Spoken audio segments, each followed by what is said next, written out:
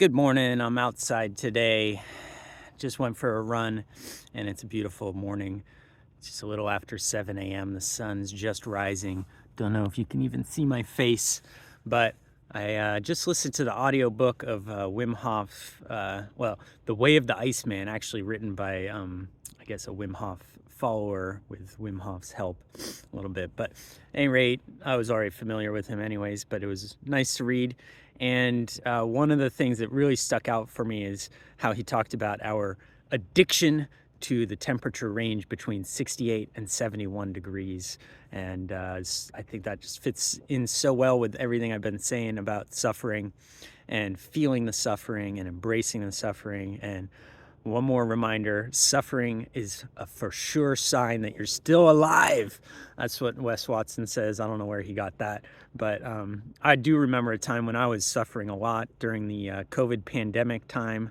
A lot of people were suffering. I was suffering. And those words meant so much to me. It's easy to get depressed when you're suffering, but to think things might be bad, but at least I'm still alive. And if you're still alive, that also means you still got a shot to make things better and you can do something about it. So that's how you know you're alive, because you're feeling it. If you weren't alive, you wouldn't even be feeling that suffering. So there's some gratitude in that. Let's be grateful for that. I'm just reminded out this morning, being outside, running around in the cold and the dark, of what it's like to be out of that 68-degree comfort zone. And it feels fantastic. I love the refreshing, crisp feeling of cold air on my skin. I love the way it lights up the kind of surface of the skin with that kind of tingling sensation. Another feeling of like helping me to know that I'm alive. That's one of the things that's weird about being in a 68-degree room, is you kind of don't even feel your body a little bit. That's kind of what we think of as comfort. Comfort is that wonderful experience of not even feeling anything at all. And that's a weird way to live. And yet, I admit, I do keep my house. We do, as a family, keep our house in that 68 to 72-ish range. That is what it is. But when I spend a whole lot of time indoors, like all day indoors or something, maybe it's raining outside, we just didn't get out, I feel it. I feel that. I feel how my body's just not as happy. And when I get outside and feel the crisp air, whew, is it refreshing. And actually, I can't even say that there's anything suffering about that. This actually feels good. The cold feeling feels good. The running feels great in my lungs. Gets the blood flowing. My legs are warmed up.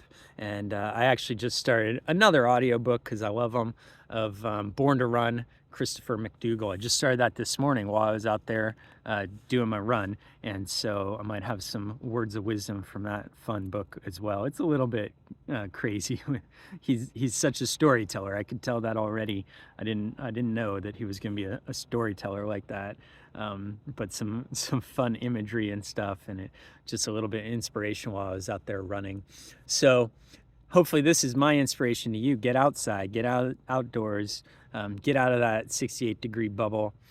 Feel that cold air, feel the fresh air. Give yourself a refresher. If it hurts, even better, because then you get to grow and you get to experience some hard truths and some hard reality, little wake-up call. Those wake-up calls are the best. And I'm going to see if I can maybe start pushing my cold exposure again.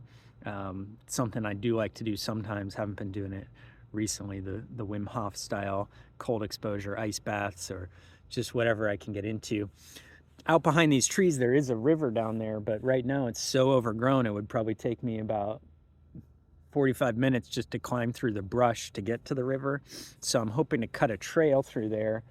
So maybe it's just like a 15-minute walk, or 15-minute walk to the water. And then maybe this time of year, I think the river's flowing pretty fast. I don't know if I can dip right there, but boy, would that be fun to just run down to the river, jump in, take a cold dunk, and come back, especially in the winter time. That's the best time for swimming in rivers, in my opinion.